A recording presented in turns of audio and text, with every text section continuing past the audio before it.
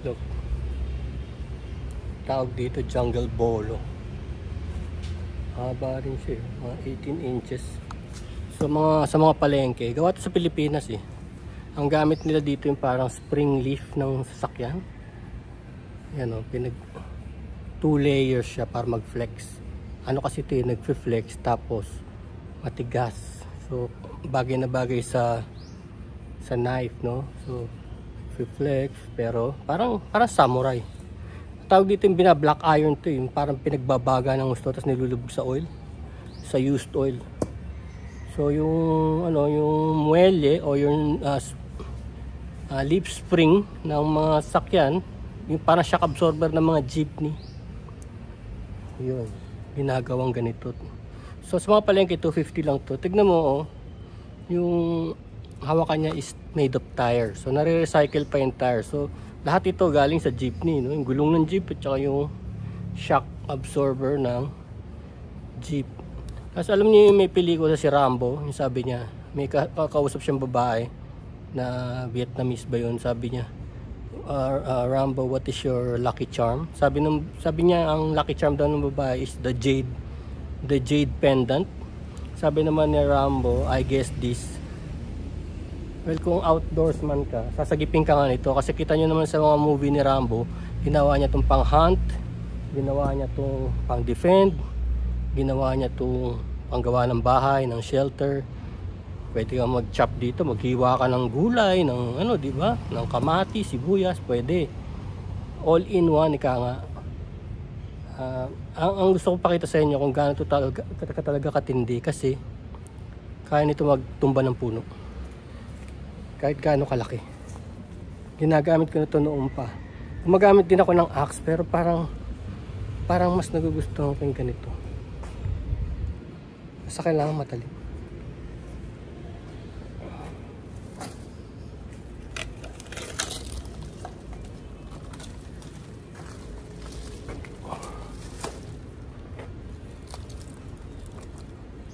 Like this one.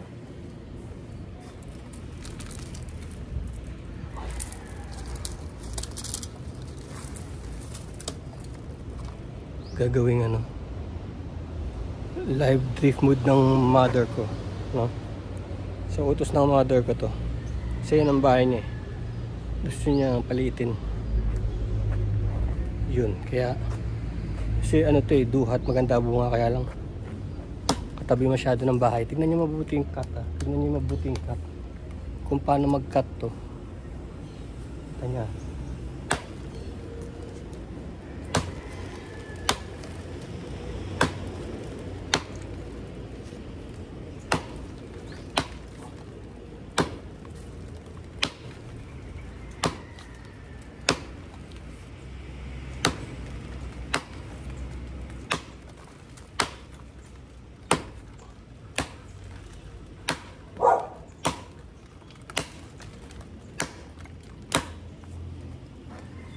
look.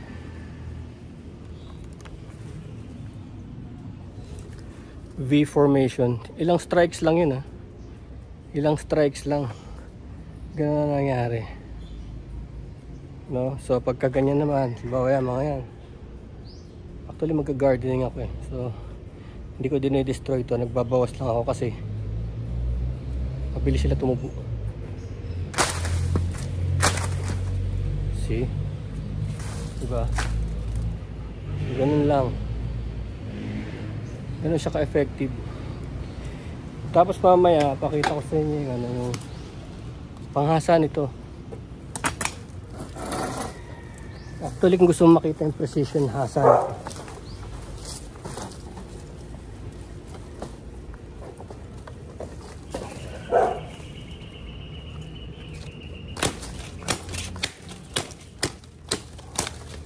ginagamit yung parang stone lang, stone.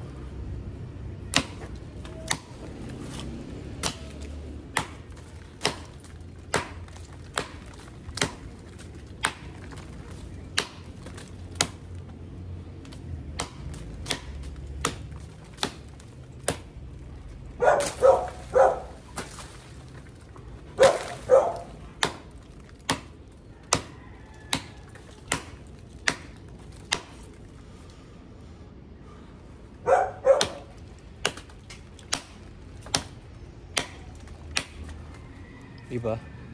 Sa sandaling ano lang, matindi na yung damage niyo. So di ba, in just a short time. Tapos from time to time mag-asa ka kasi pumupurol siya talaga kasi tumatama sa ibang object, no? So pwedeng palibot-libutan mo yan, ikot-ikot ka hanggang sa nuipis ng nuipis, diba?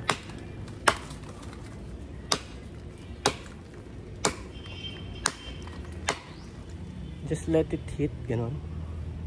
Tapos may ibang version to eh. May version na mabigat yung ulo, mas madaling i-ganon.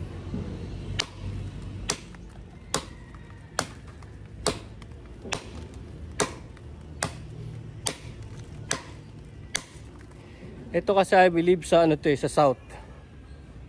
Sa south, pero nung pupunta ako sa north, sa bandang Ilocos, iba naman yung style ng mga knife nila doon. Actually, ang dami eh. Oh, ito yung sinasabi sa inyong heavy. Heavy on top. Ang dami ko nang tinry yung American style, yung sinasabi nila sa Amerika. Yung handsaw. Pero syempre sa Amerika, ang gusto nila chainsaw. Chainsaw. Pero kung tutusin ito yung sa Ilocos. Top heavy. See? See? Kita nyo yung talsik.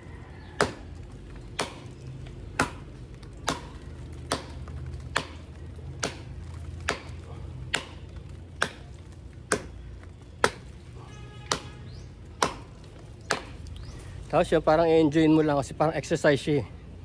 Yung upper body muscles mo, matutone. So yun lang.